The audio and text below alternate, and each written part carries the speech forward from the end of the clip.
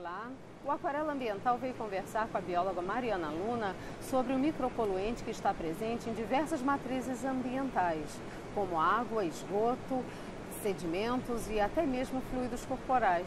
Quem é esse vilão? É sobre ele que ela vai conversar conosco.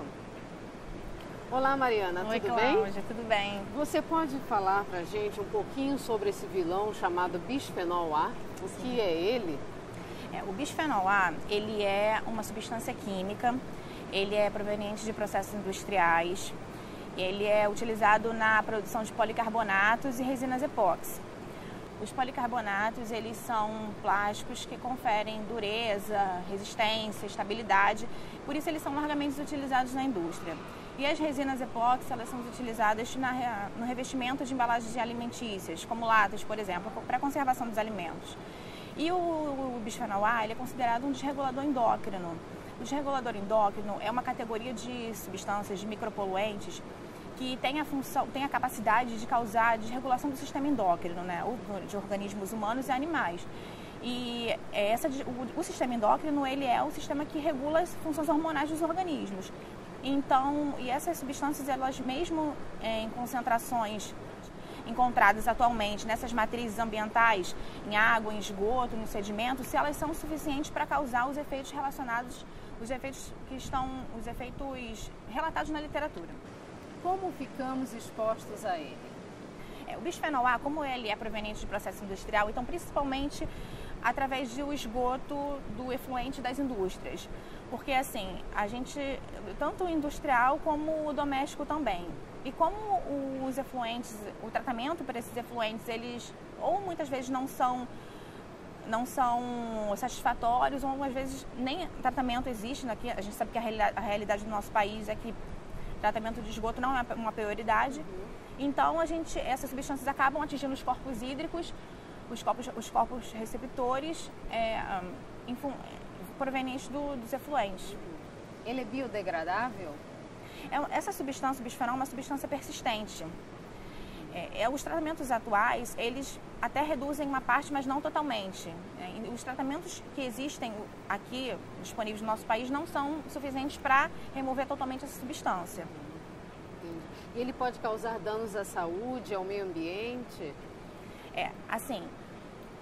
Eles são suspeitos de causar vários riscos, como vem sendo relatado na literatura, como câncer, problemas no desenvolvimento reprodutivo, como ovários policísticos, endometriose, diversos efeitos. Só que o que acontece é que assim, é muito prematuro, é muito equivocado a gente afirmar com certeza que esses efeitos, esses problemas são causados pelo bisfenol, pela exposição ao bisfenol.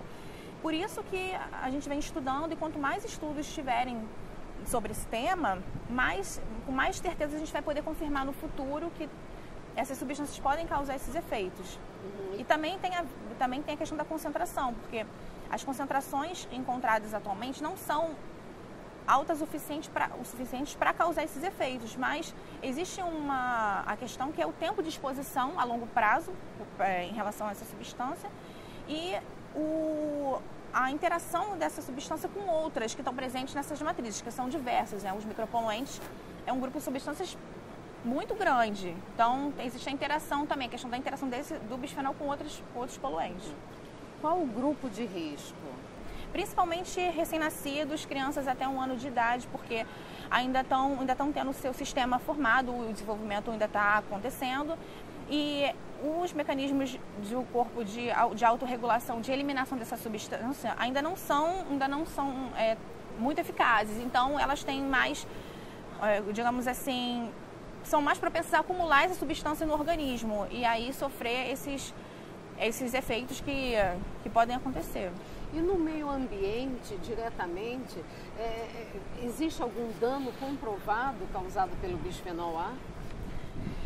Nos organismos propriamente dito, alterações no desenvolvimento reprodutivo.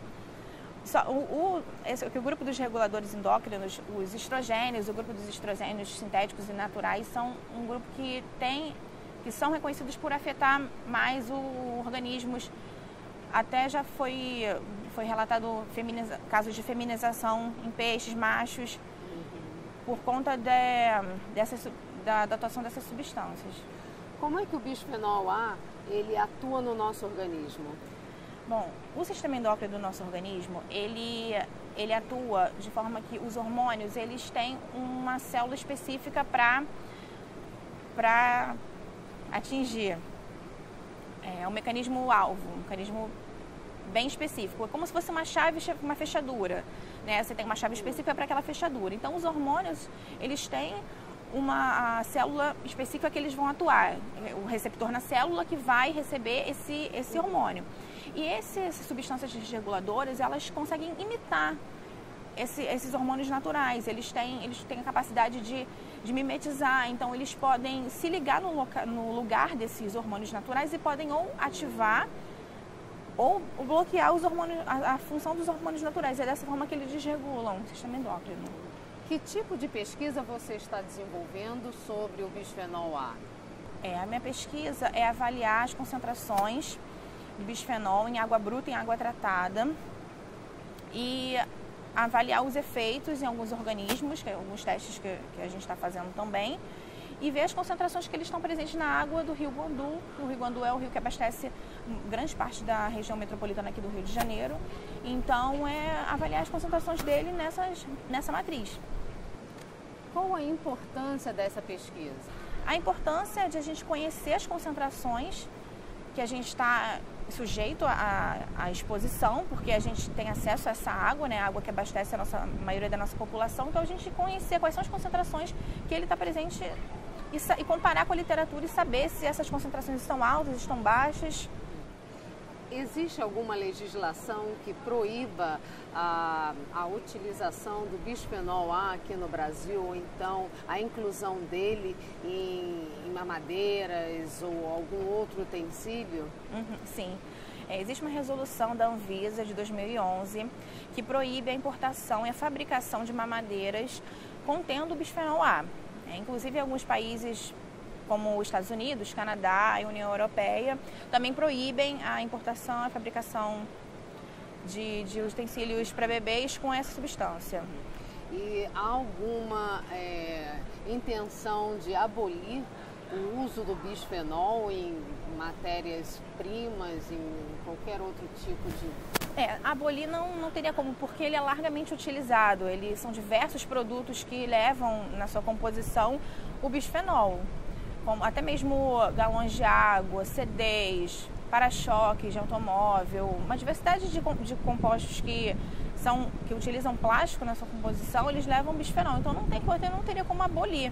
A questão mesmo seria o tratamento, seria a eficiência no tratamento do esgoto e a fiscalização e o monitoramento dessa substância nos efluentes. Então, concluindo, ele ainda não pode ser considerado um vilão ainda?